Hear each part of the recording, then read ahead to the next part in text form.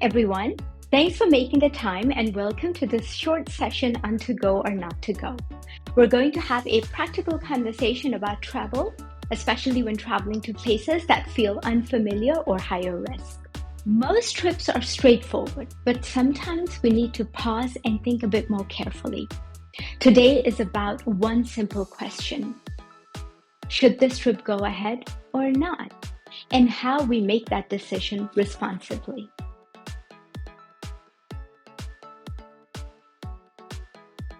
Travel is a big part of our work. We travel to support programs, campaigns, humanitarian response, and other aspects of our work. And we often travel into complex environments, places affected by conflict, political tension, floods or earthquakes, or high levels of crime. And almost every time the question comes up, is this country safe? It's not a wrong question, but it's not the full question, and certainly not helpful when making travel decisions.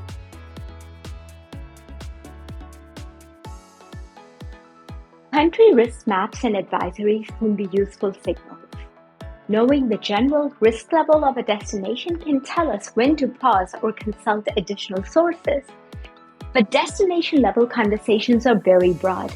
They don't tell us what we really need to know, which is, should this trip go ahead to this specific area at this particular time for this purpose with these people traveling?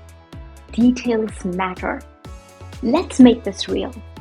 Trip A, an internal meeting in the capital city, a short visit with experienced ActionAid staff.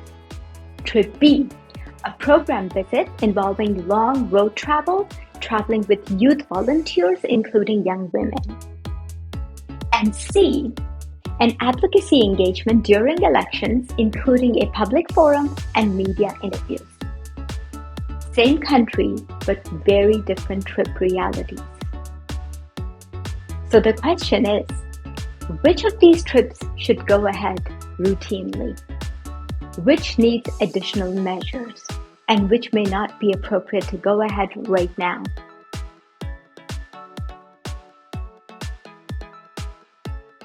Good travel decisions require full trip context. A simple way to do that is by using the 5 W's. Why does this trip need to happen and why now? Who is traveling and what might shape their exposure? Where exactly will they be moving, not just the country name?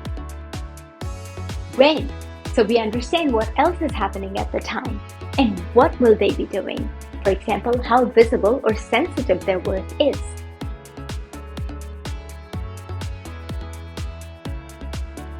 Most trips can proceed routinely, but some deserve a pause.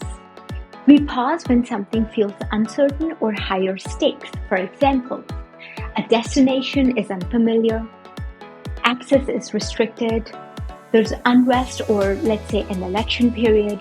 Essential services such as transport and others may be disrupted due to either conflict, humanitarian emergency, or climate event. The work is high visibility or politically sensitive. Information is unclear or changing quickly. There is government or insurance advice against travel, or simply you feel unsure going ahead. All of these are called risk triggers. Every time your trip involves a risk trigger, pause and do a travel risk assessment.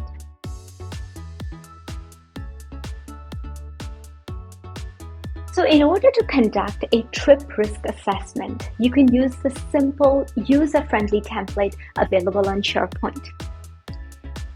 I invite you not to treat it as paperwork, but a structured way to make informed and responsible decisions. The template would ask you 4 simple things. What could realistically go wrong on this trip based on the 5 W's? What is already in place to reduce exposure? What risk still remains, or we call it residual risk? And what needs to be in place before we can travel responsibly? If the risks are low, the decision is go ahead. If some risks are medium, the decision may be go with conditions, meaning with additional measures. And if the risks are high and you cannot reduce them, then the decision is no go or not right now. So as you finish this video, if you take one thing away, let it be this. Instead of asking, is this country safe? Shift to, should this trip go ahead and what needs to be in place for it to do so? And don't forget to use the 5 W's. Thank you for your time and please reach out whenever travel feels uncertain.